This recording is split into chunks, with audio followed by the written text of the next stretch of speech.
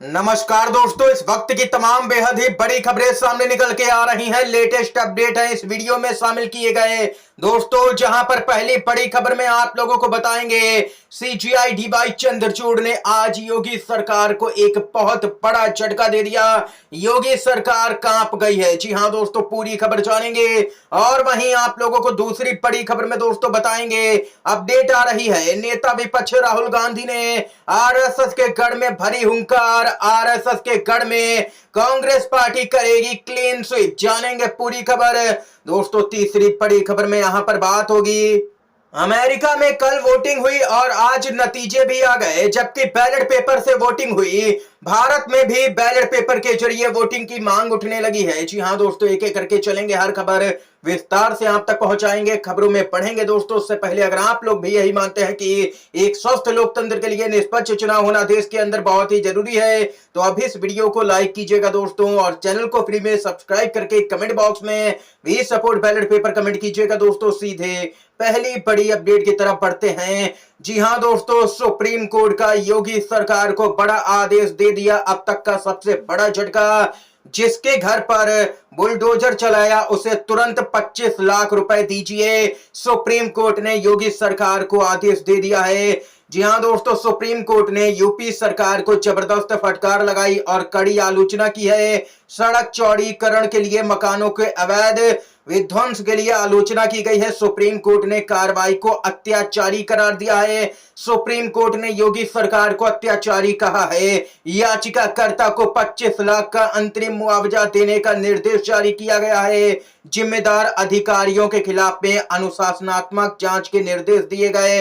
ये यहां पर दोस्तों देख सकते हैं कि अपनी ही मनमानी करती रहती है योगी सरकार राज्य के अंदर, लेकिन नहीं, ऐसा नहीं है, मनमानी नहीं चलेगी। सुप्रीम कोर्ट ने साफ तौर पर कह दिया कि देश कानून के हिसाब से चलेगा, देश संविधान के हिसाब से चलेगा। अत्याचार कर रही है योगी सरकार, ये सुप्रीम कोर्ट ने दोस्तों कहा है अपने आदेश में। आप लोग अगर सुप्रीम कोर्ट की बातों से सहमत हैं तो इस वीडियो को लाइक करके अपना महत्वपूर्ण समर्थन दर्ज करवाइएगा दोस्तों। अगली अपडेट की तरफ बढ़ते हैं। अमेरिका में चुनाव संपन्न हो गए, नतीजे भी आ चुके हैं, ट्रंप की जीत हो चुकी है, तमाम लोग बधाई भी दे रहे हैं। इस बीच डोनाल्ड ट्रंप का बयान आया, बोले मेरे कार्यकाल में कोई और युद्ध नहीं होगा, मैं युद्ध रोकने जा रहा हूं, ये ट्रंप ने ऐलान किया है। दोस्तों बताते चलें, डोनाल्ड ट्रंप के आने का मतलब अमेरिका से 1 करोड़ लोग खदेड़े जाएंगे। और उन्होंने चुनाव में वादा जो किया है, जिसमें बड़ी संख्या गुजरातियों की भी होने वाली है। ये यहां पर दोस्तों अपडेट है। इतना ही नहीं, अमेरिका में एक ही दिन वोटिंग हुई और तुरंत ही नतीजे भी आने लगे, यानी कि वोटों की गिनती भी शुरू कर दी गई। वहां पर गड़बड़ी की कोई गुंजाइश ही नहीं रहती है। इसी क्रम में भारत में भी बैलेट पेपर की मांग उठने लगी है। मांग हो रही है दोस्तों। यहां पर सुप्रीम कोर्ट के एडवोकेट भानु प्रताप का बड़ा बयान, बोले मोदी जी अगर आप इतने ही पॉपुलर नेता हैं तो बस एक बार यहां पर ईवीएम हटा करके बैलेट पेपर से चुनाव करवा करके देख लो, ईवीएम तो चुटकियों में हट जाएगा। उसके लिए बस राहुल गांधी, मल्लिकार्जुन खड़गे, सोनिया गांधी और पूरी कांग्रेस को सड़कों पर उतरने की जरूरत है। राहुल गांधी को ईवीएम हटाओ, भारत बचाओ यात्रा निकालने की जरूरत है। ये यहां पर कहना है सुप्रीम कोर्ट के एडवोकेट भानु प्रताप का दोस्तों।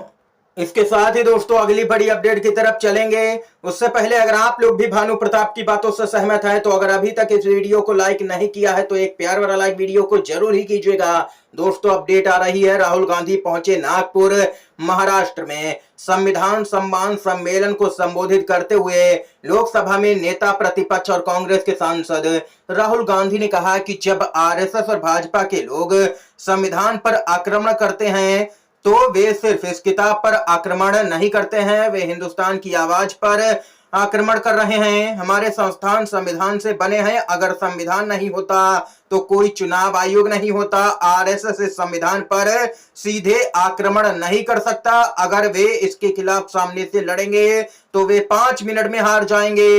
विकास, प्रगति और अर्थव्यवस्था, वे इन शब्दों के पीछे छिप करके आक्रमण करने आते हैं, ये नेता विपक्ष का कहना है दोस्तों। राहुल गांधी ने आगे कहा कि जब भी मैं जातिगत जनगणना की बात करता हूं तो मोदी जी कहते हैं कि राहुल गांधी देश को बांटने की बात करते हैं। राहुल गांधी ने आगे नागपुर में यहां पर कहा है कि बीजेपी आरएसएस के लोग कुछ भी कहें या करें, हिंदुस्तान में जातिगत जनगणना होकर के रहेगी और 50% आरक्षण वाली दीवार को तोड़ा जाएगा हर कीमत पर। यह नेता विपक्ष राहुल गांधी ने दोस्तों हुंकार भरी है।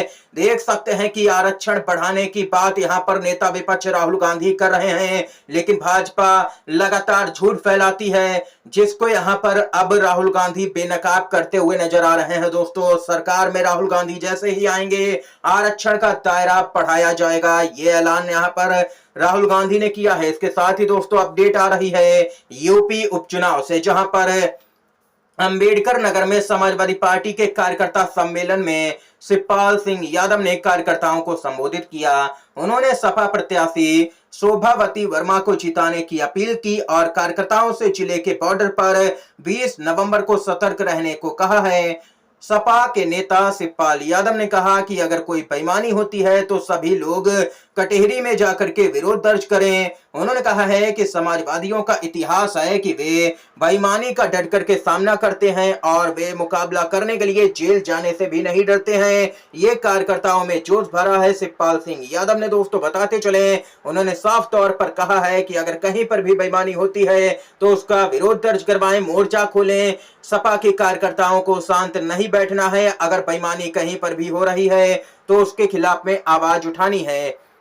ये यहां पर दोस्तों शिवपाल यादव की तरफ से बयान आया है। इसके साथ ही अगली अपडेट की तरफ दोस्तों चलते हैं, जहां पर राजस्थान के सरकारी कर्मचारियों को तगड़ा झटका दे दिया है बीजेपी की राज्य सरकार ने। जी हां दोस्तों, कांग्रेस की सरकार थी तो ओपीएस लागू की गई थी, लेकिन शायद राजस्थान के सरकारी कर्मचारियों को ओपीएस पसंद नहीं आई, इसीलिए राज्य के अंदर कांग्रेस पार्टी चुनाव हार गई। अब उसका नतीजा क्या है देखिए, राजस्थान में भजन लाल सरकार ने गहलोत का एक और फैसला पलट दिया है। ओपीएस बंद कर दी गई है, एनपीएस लागू की गई है। तगड़ा झटका यहां पर सरकारी कर्मचारियों को दे दिया गया है। दोस्तों देख सकते हैं कि किस तरीके से यहां पर फैसले पलटे जा रहे हैं और एक के बाद एक जनता को तगड़े झटके दिए जा रहे हैं। राजस्थान में सत्ता परिवर्तन के बाद अशोक गहलोत की योजनाएं एक एक करके बंद हो रही हैं। भजन लाल सरकार ने पहली नियुक्ति में ही कर्मचारियों पर एनपीएस लागू कर दिया है। कर्मचारी संगठनों ने नाराजगी जताई है। देख सकते हैं कि जब वोट देने की बारी आती है तब यहां पर भाजपा को वोट दिया जाता है। कांग्रेस की सरकार ने ओपीएस बहाल की थी, यानी कि पुरानी पेंशन बहाल की थी, वो शायद यहां पर सरकारी कर्मचारियों को पसंद ही नहीं आई, इसीलिए कांग्रेस की सरकार यहां पर चली गई या कांग्रेस पार्टी हार गई राज्य के अंदर। लेकिन अब बीजेपी ने एनपीएस लागू कर दी है और यहां पर देख सकते हैं कि इस समय की ये तमाम बड़ी खबरें थी, मुख्य समाचार थे दोस्तों जो हमने आप तक पहुंचाए। वीडियो दोस्तों अगर आप लोगों को ये पसंद आया हो तो लाइक कीजिएगा, इन खबरों को शेयर कीजिएगा अपने दोस्तों में, और चैनल पर अगर आप लोग नए हैं तो चैनल को सब्सक्राइब कीजिएगा। वीडियो देखने के लिए आप सभी का बहुत बहुत धन्यवाद। जय हिंद, जय भारत दोस्तों।